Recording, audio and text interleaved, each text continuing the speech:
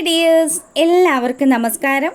സാന്ത്വനം 2 ഇനി വരാനിരിക്കുന്ന ഒരു ഗംഭീരമായിട്ടുള്ള കഥയിലേക്ക് എല്ലാവർക്കും സ്വാഗതം കേട്ടോ. അങ്ങനെ നമ്മുടെ മീനാക്ഷി ആകാശിനെ വിളിക്കുക.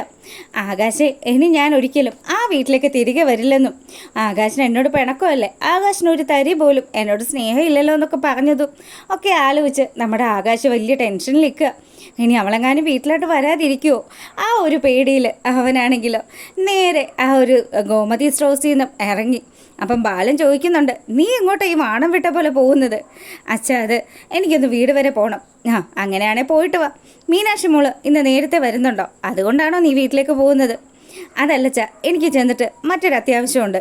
അങ്ങനെ നമ്മുടെ ആകാശ് വീട്ടിലെത്തുന്ന സമയത്ത് ഗോമതി ചോദിച്ചു, എന്താ പതിവില്ലാണ്ട് ഇന്ന് നേരത്തെയാണല്ലോ മോൻ എത്തിയിരിക്കുന്നത്? അമ്മേ, മീനാക്ഷി വന്നായിരുന്നോ? ഇല്ലല്ലോ മോനെ, മീനാക്ഷിയും മിത്രയും അതുപോലെ നമ്മുടെ ശ്രീദേവിയും കൂടിയാണ് പുറത്തേക്ക് പോയത്. ശ്രീദേവി മോൾ അവളുടെ വീട്ടിൽ പോയതാന്നാണ് പറഞ്ഞത്. പിന്നെ മീനാക്ഷി മോള് ഓഫീസിലേക്കും പോയി. അല്ല, നിന്നെ അവൾ വിളിച്ചില്ലായിരുന്നോ?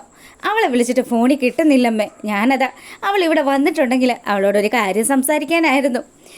അവൾ ഓഫീസിലുണ്ടാവും മോനെ, ഓഫീസ് കഴിയുന്ന സമയം ആയി വരുന്നതല്ലേ ഉള്ളൂ. അങ്ങനെ ഈ ആകാശാണെങ്കിൽ നല്ല ടെൻഷനിലാണ്. ഇനി മീനാക്ഷി എങ്ങാനും വീട്ടിലേക്ക് വരാതിരിക്കുമോ? അവളുടെ ഇപ്പോഴത്തെ മാനസിക സ്ഥിതി നോക്കിയിട്ട് അവൾ വീട്ടിലേക്ക് വരാതിരുന്നാൽ ഈശ്വര, തനിക്ക് ആലോചിക്കാൻ പോലും പറ്റുന്നില്ല. അങ്ങനെ അവനാണെങ്കിൽ പെട്ടെന്ന് തന്നെ നമ്മുടെ മീനാക്ഷിയുടെ ഓഫീസിലേക്ക് തിരിക്കുക. അപ്പോൾ ഗോമതി പറയുന്നുണ്ട്, എടാ മോനെ ആകാശേ, നീ ഇവിടെ വരെ വന്നതല്ലേ, നീ ഈ ഭക്ഷണമെങ്കിലും കഴിച്ചിട്ട് പോ. വേണ്ടമ്മേ, ഞാൻ മീനുമായിട്ട് തിരിച്ചു വരാമെന്ന് പറഞ്ഞ് അവൻ അവിടെ നിന്ന് പോവുക. പിന്നീടാണെങ്കിലോ നമ്മളെ കാണിക്കുന്നത് നമ്മുടെ മിത്രയും മീനാക്ഷിയും ശ്രീദേവിയും കൂടി ഹോട്ടലിൽ നിന്ന് ഭക്ഷണമൊക്കെ കഴിച്ചിട്ട് അവർ ഇറങ്ങുകയാണ്. അപ്പം മീനാക്ഷി പറഞ്ഞു, അതെ, നിങ്ങൾ രണ്ടുപേരും കൂടെ വീട്ടിലേക്ക് പോയിക്കോ, എനിക്കൊന്ന് ഓഫീസ് വരെ പോവേണ്ട ഒരു അത്യാവശ്യമുണ്ട്. അല്ല, എന്താ ചേച്ചി ഓഫീസിൽ ഇന്ന് ചേച്ചി ലീവ് എടുത്തതല്ലായിരുന്നോ? അങ്ങനെ ഇവർ സംസാരിച്ചുകൊണ്ട് നിൽക്കുമ്പോഴാണ് ആകാശ് വിളിക്കുന്നത്. അപ്പോൾ ആകാശിൻ്റെ ആ ഒരു കോള് കണ്ടതും മീനാക്ഷി ആണെങ്കിലോ ഫോൺ ഓഫ് ചെയ്ത് വെച്ചിരിക്കുന്നത് കൊണ്ട് തന്നെ നമ്മുടെ മിത്രയോട് പറഞ്ഞു, അതെ, ആകാശ് വിളിക്കുന്നത് എന്നോട് സംസാരിക്കാനായിരിക്കും, തൽക്കാലം എനിക്ക് അവനോടൊന്നും പറയാനില്ല, നീ ആ ഫോൺ എടുക്കണ്ട. അയ്യോ ചേച്ചി, എടുത്തില്ലെങ്കിൽ പിന്നെ ഇനി എന്തെങ്കിലും അത്യാവശ്യ കാര്യം പറയാനാണെങ്കിലോ നിന്നോടല്ലേ പറഞ്ഞത് എടുക്കണ്ടെന്ന്. അല്ല, ഈ മീനു ചേച്ചിക്ക് ഇതെന്തു പറ്റിയെന്ന് നമ്മുടെ മിത്ര ചോദിക്കുക. അപ്പം ശ്രീദേവി പറയുന്നുണ്ട്, എന്തായാലും നല്ല ഫുഡൊക്കെ കഴിച്ച് നമ്മൾ നല്ല സൂപ്പറായിട്ട് പർച്ചേസിംഗ് ഒക്കെ കഴിഞ്ഞില്ലേ? എൻ്റെ ഏട്ടത്തി ഇവിടെ മീനാക്ഷി ചേച്ചിയുടെ ടെൻഷൻ്റെ കാര്യത്തെക്കുറിച്ച് പറയുമ്പം ഏട്ടത്തി എന്തിനാ ഇങ്ങനെ ഒരു ബന്ധവും ഇല്ലാത്ത കാര്യങ്ങൾ സംസാരിക്കുന്നതെന്ന് മിത്ര ചോദിക്കുക. അത് കേട്ടതും ശ്രീദേവി പറഞ്ഞു, അത് ശരിയാണല്ലോ, ഞാൻ ഈ കടയിൽ കയറിയ സമയം തൊട്ട് മീനാക്ഷിയുടെ മുഖത്തേക്ക് സൂക്ഷിച്ച് നോക്കിയതാ. എന്ത് പറ്റി മീനാക്ഷി, നിനക്ക് എന്തെങ്കിലും ടെൻഷനുണ്ടോ? എനിക്കൊരു ടെൻഷനും ഇല്ല.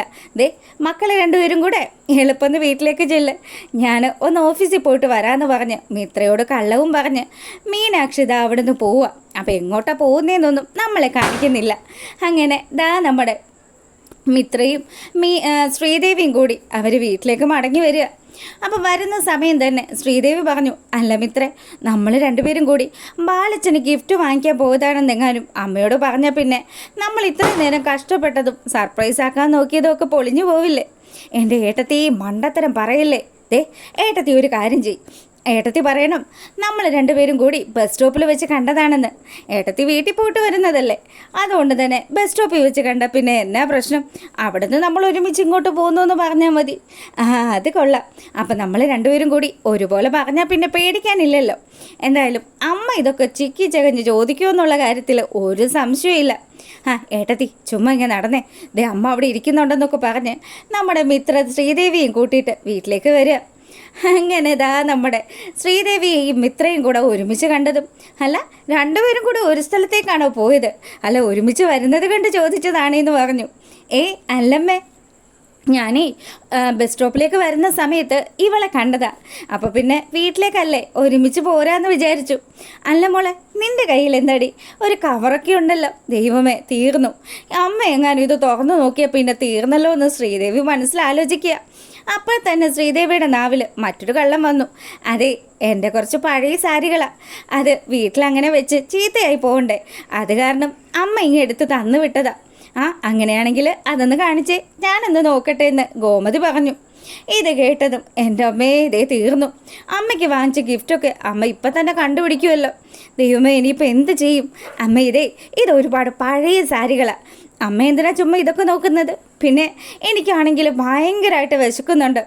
വിശപ്പിൻ്റെ കാര്യം പറഞ്ഞപ്പോഴാണ് നീ ഇവിടെ ഇരിക്കുന്ന ഈ കാന്താരി ഉണ്ടല്ലോ, അവൾ കോളേജിലെ കൂട്ടുകാരുമായിട്ട് ചാറ്റ് ചെയ്തിരുന്നു. ഭയങ്കര ചിരിയാണ്. ആഹാ കൊള്ളാലോ. ഇതെങ്ങാനും ബാലച്ചൻ അറിഞ്ഞു കഴിഞ്ഞാൽ പൊന്നുമോളെ നിൻ്റെ കാര്യം പോക്കാന്ന് ശ്രീദേവി പറഞ്ഞതും അനിയത്തി പെണ്ണ് പറഞ്ഞു, എൻ്റെ ഏട്ടത്തി അല്ലാണ്ട് ഈ വീട്ടിലുണ്ടാക്കുന്ന പുക്കാറുകൾ പോരാഞ്ഞിട്ടാണോ? ഇനി എനിക്ക് കൂടി പാര വയ്ക്കല്ലേ എന്ന് പറഞ്ഞ് അവൾ പതുക്കെ അവിടെ നിന്ന് എഴുന്നേറ്റ് പോയി. എനിക്ക് നല്ല തലവേദനയുണ്ട്, ഒരു കോഫി കിട്ടുമോയെന്ന് നമ്മുടെ മിത്ര ചോദിച്ചതും അതിനെന്താ മോളെ ഇപ്പം എടുത്തിട്ട് വരാമല്ലോ.